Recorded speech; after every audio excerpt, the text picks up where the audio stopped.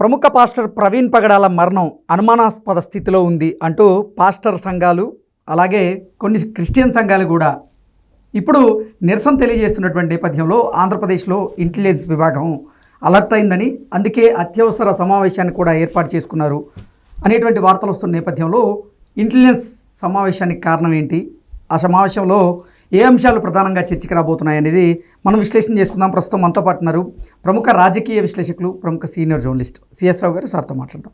Sir నమస్తే. Sir, Praveen పగడాల గారి మరణం వెనుక పలు అనుమానాలు ఉన్నాయి అంటూ కొన్ని అనుమానాలను వ్యక్తం చేస్తున్నారు కొంతమంది పాస్టర్లు అలాగే క్రిస్టియన్ సంఘ ప్రతినిధులు. ఈ నేపథ్యంలోనే ఇప్పుడు ఆంధ్రప్రదేశ్ ఇంటెలిజెన్స్ విభాగం అయితే అత్యవసర సమావేశాన్ని ఏర్పాటు చేసింది. ఆ సమావేశంలో కొన్ని అంశాలు ఇప్పుడు చర్చకు రాబోతున్నాయి అనేది వార్తలు వస్తూ ఉన్నాయి. ఏంటి సార్ అసలు దీని మీద మీ విశ్లేషణ ఏంటి? ఒకటి ఏ సంఘటన జరిగినా కానీ ఇంటెలిజెన్స్ అనేది అప్రమత్తం కావడం అనేది సహజం. అవును. అయితే ఇప్పుడు ప్రవీణ్ పాస్టర్ చనిపోయిన తర్వాత జరుగుతున్నటువంటి పరిణామాలు రకరకాలుగా సోషల్ మీడియా వేదిక చేసుకొని అనేక మంది చేస్తున్నటువంటి వ్యాఖ్యలు వీటన్నిటి దృష్ట్యా కొంత భావోద్వేగమైనటువంటి వాతావరణం కనిపిస్తుంది. దాన్ని క్రియేట్ చేస్తున్నటువంటి తెర వెనుక కొంతమంది ఉన్నారు అనేటువంటి అనుమానం కూడా ఉంది. దాంతో ఇంటెలిజెన్స్ సహజంగానే మరింత అప్రమత్తం అవుతుంది. అందుకే అత్యవసరంగా మీటింగ్ పెట్టుకొని అలర్ట్ ప్రకటించింది. అలర్ట్ వాళ్ళకి ఆదేశాలు జారీ చేస్తూ ఇంటెలిజెన్స్ సిబ్బందికి ప్రధానంగా ఎవరైతే సోషల్ మీడియాలో విద్వేషాలను రెచ్చగొడుతూ మాట్లాడుతూ ఉన్నారో వాళ్ళు అసలు బ్యాక్గ్రౌండ్ ఏంటి, మొత్తం అసలు పాస్టర్లు ఆంధ్రప్రదేశ్లో ఎంతమంది ఉన్నారు, తెలంగాణలో ఎంతమంది ఉన్నారు. ఇప్పుడు తెలంగాణలో యాక్చువల్గా ప్రవీణ్ పాస్టరు నివాసం ఉంటుంది. ఆయన అనుబంధం కూడా తెలంగాణతోటే ఎక్కువ, హైదరాబాద్ తోటే ఉందని ఆయనే చెప్పాడు బతికున్న రోజుల్లో. అవును, ఆయన బిజినెస్ కూడా మొత్తం బిజినెస్ చేయడం ఉంది, మొత్తం అనుబంధం ఇక్కడే ఉంది. ఆంధ్రప్రదేశ్ తోటి అప్పుడప్పుడు ఇల్లు వస్తుంటారు. ఈ మధ్యనే రాజమండ్రిలో ఏదో అక్కడ ఒక చర్చి కట్టించాలని చెప్పి ప్లాన్ చేసి స్థలాలు కూడా కొన్నారు. అంటే ఆయన కడప జిల్లా ప్రొద్దుటూరు అయినప్పటికీ కూడా ఆయనకు అనుబంధం ఎక్కువగా హైదరాబాద్ తోటి ఉంది, రాజమండ్రి తోటి లేదు. ఈ మధ్యకాలంలో ఏర్పడినటువంటి అనుబంధం తప్ప అక్కడక్కడ ఎవరైనా పిలిస్తే గెస్ట్గా పోయేసి ఆయన మాట్లాడడం తప్పితే, సువార్త వినిపించడం తప్పితే ఆయనకంటూ ఆంధ్రప్రదేశ్తో ఎలాంటి సంబంధం లేదు ప్రత్యక్షంగా. ఆయన చెప్పిన మాటల ప్రకారం బతికున్న రోజుల్లో ఆయన వీడియోలు చూస్తే. అయితే ఇప్పుడు యాజిటేషన్ జరుగుతుంది, లేదంటే ఆందోళన జరుగుతుంది ఎక్కడ, ఆంధ్రప్రదేశ్లో. దానికి బీజం వేసింది ఎవరు? హర్ష్ కుమారు, కేఏ పాలు, తర్వాత కొంతమంది పాస్టర్స్ ఉన్నారు. కొంతమంది వాళ్ళు పాస్టర్స్ కాదని చెప్పేసి కొంతమంది వాడలో ఉండే పాస్టర్స్ అంటున్నారు. పాస్టర్లు అని చెప్పుకొని తిరుగుతున్నారు, వాళ్ళు పాస్టర్లు కాదని చెప్పి అంటున్నారు. ఒక 5-6 ఉన్నారు. సో వీళ్ళేంటి, అది హత్యే అని చెప్పి అంటున్నారు.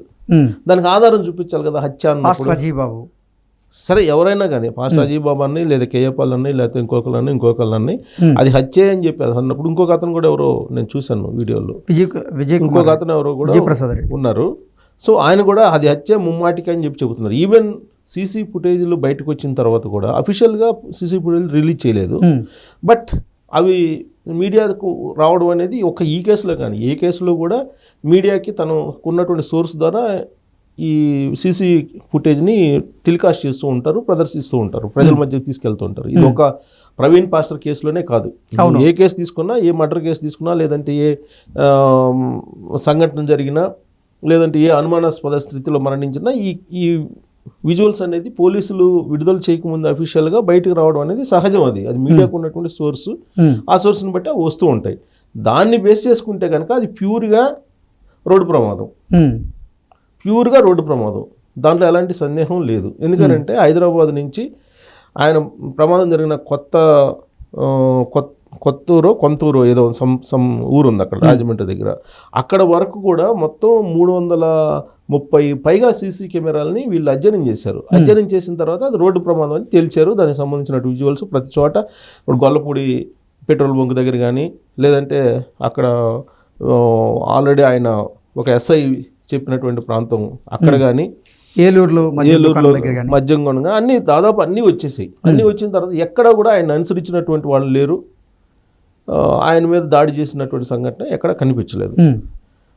ఆయన పైగా ఆ మోటార్ బైక్ నడుపుతూ ఆ మోటార్ బైక్ని బ్యాలెన్స్ చేయలేనటువంటి స్థితిలో ఉన్నాడంటే మైకంలో ఉన్నాడు. ఏ మైకంలో ఉన్నాడు అనేది పోలీసులు తేల్చాలి, ఫోరెన్సిక్ ల్యాబ్ తెలుస్తుంది. అంతే కదా, మైకం అది మద్యం మైకమా లేకపోతే ఆయన బతికున్న రోజుల్లో చెప్పారు కదా నాకు డ్రగ్స్ అలవాటు ఉందని, ఇంకా ఏదో చెప్పారు ఆయన. సో మరి దానికి సంబంధించినటువంటి మైకమా ఏంటి అనేది పోలీసులు ఫోరెన్సిక్ ల్యాబ్ వచ్చిన తర్వాత, ఫోరెన్సిక్ రిపోర్ట్ వచ్చిన తర్వాత అనౌన్స్ చేస్తారు అఫీషియల్గా. ఈ లోపుగానే దీన్ని మర్డర్ అని చెప్పి, హత్య అని చెప్పి, ఇదేదో క్రిస్టియన్ మతం మీద జరిగినటువంటి సంఘటన అని చెప్పి దాన్ని మతం రంగు పొలవడం అనేది అత్యంత మనం అభ్యంతరం పెట్టాల్సినటువంటి అంశం.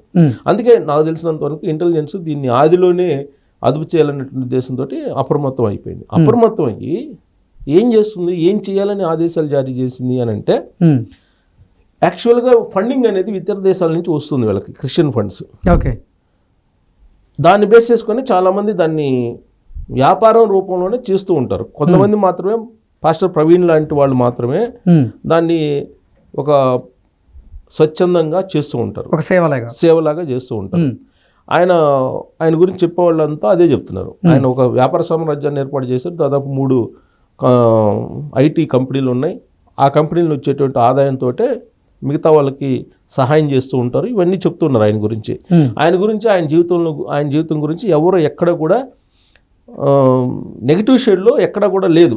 ఆయన బతికున్న రోజుల్లో ఆయన క్రీస్తు పరివర్తన చెందించడానికి ముందు ఆయన చేసినటువంటి కార్యక్రమాలు ఆయన చెప్పింది తప్పితే, క్రీస్తు పరివర్తన చేసిన తర్వాత అతను మారినటువంటి పద్ధతి అవన్నీ, ఆ తర్వాత ఎలా ఎదిగాడు, వీటన్నిటి మీద ఎవరు అభ్యంతరం పెట్టడం లేదు, ఎవరు దాన్ని తీసేయట్లేదు, నెగిటివ్ కోణం నుంచి చెప్పట్లేదు. అతను పర్ఫెక్ట్ మ్యాన్, అతను స్పీచ్లు కానీ లేదంటే అతను ఇచ్చేటువంటి సువార్తలు కానీ అంతా పర్ఫెక్ట్. కాకపోతే అక్కడక్కడ కొన్ని హిందువులకు సంబంధించి అభ్యంతరాలు పెట్టారు తప్పితే మిగతా అంతా కూడా వ్యాపారాత్మక దూరంలో అయితే చేయలేదు. అతను ఈ సువార్తలు వినిపించడం ఇవన్నీ కూడా ఒక సేవలాగానే చేసాడు అని చెప్పి చెప్తుంటారు. కానీ కొంతమంది ఏంటంటే దీన్ని వ్యాపార దృక్కోణంలో నుంచి బతుకు తెరువులాగా లేదంటే వ్యాపారంలాగా మార్చుకున్నారు. ఈవెన్ సువార్త కోసం వచ్చేటువంటి వాళ్ళని కూడా వాళ్ళ దగ్గర కూడా వాళ్ళు వచ్చి వీళ్ళ సువార్త విని వీళ్ళ బోధనలు వినాలని వచ్చిన వాళ్ళ దగ్గర కూడా డబ్బులు తీసుకొని దాని వ్యాపారంగా చేసుకున్నటువంటి వాళ్ళు చాలామంది ఉన్నారు. అలాగే విదేశీ నుంచి ఫండ్స్ తీసుకొచ్చుకున్నటువంటి వాళ్ళు ఉన్నారు కొంతమంది.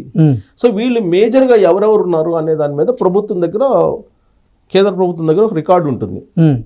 ఈ రికార్డు మొత్తం పరిశీలిస్తున్నారు.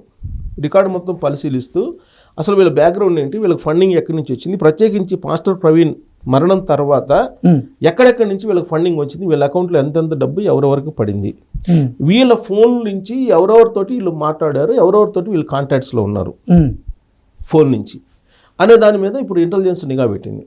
ఓకే, ప్రత్యేకించి ఎవరైతే అగ్రెసివ్గా ముందుకు వచ్చి దీన్ని విద్వేషం రూపంలో మలచాలనేటువంటి ప్రయత్నం చేస్తూ ఉన్నారో వాళ్ళకి సంబంధించిన ఫోన్లని ట్రేస్ అవుట్ చేసింది. అసలు వాళ్ళ వెనక ఎవరున్నారు, ఎవరితో కాంటాక్ట్ ఉన్నారు అనేది. తర్వాత వీళ్ళ అకౌంట్లోకి గత 4 రోజుల నుంచి పెద్ద ఎత్తున డబ్బులు ట్రాన్స్ఫర్ అయ్యాయి అనేది కూడా ఇన్ఫర్మేషన్ ఇంటెలిజెన్స్ దగ్గర ఉందని చెప్పి తెలుస్తుంది. సో వాళ్ళ అకౌంట్లకి ఎంతెంత డబ్బులు వచ్చాయి, ఎవరెవరి దగ్గర నుంచి వచ్చాయి ఈ ఫండింగ్ను తీసుకొని సోషల్ మీడియాకి, కొంతమంది సోషల్ మీడియా వాళ్ళు కూడా దాని మీద రకరకాలుగా ప్రొజెక్ట్ చేస్తున్నారు.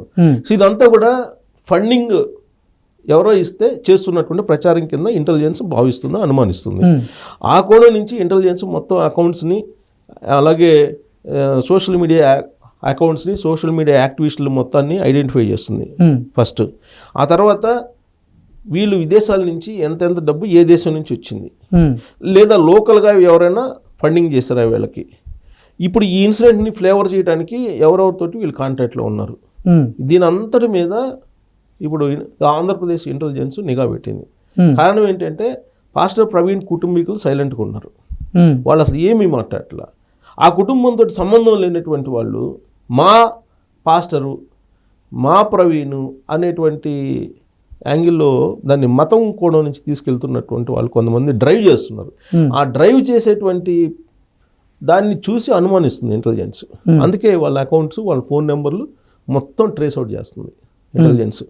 ట్రేస్ అవుట్ చేసి త్వరలో రాబోయేటువంటి రోజుల్లో అసలు దీని వెనక ఎవరున్నారు, గూడుపుటాని ఎవరు, గూఢాచారులు ఎవరు, ఈ మత కోణం నుంచి విధ్వంసాలు రెస్పెట్టేదానికి ఎవరు ప్రయత్నం చేస్తారు, వీటన్నిటి మీద ట్రేస్ అవుట్ చేయడానికి ప్రయత్నం జరుగుతుంది.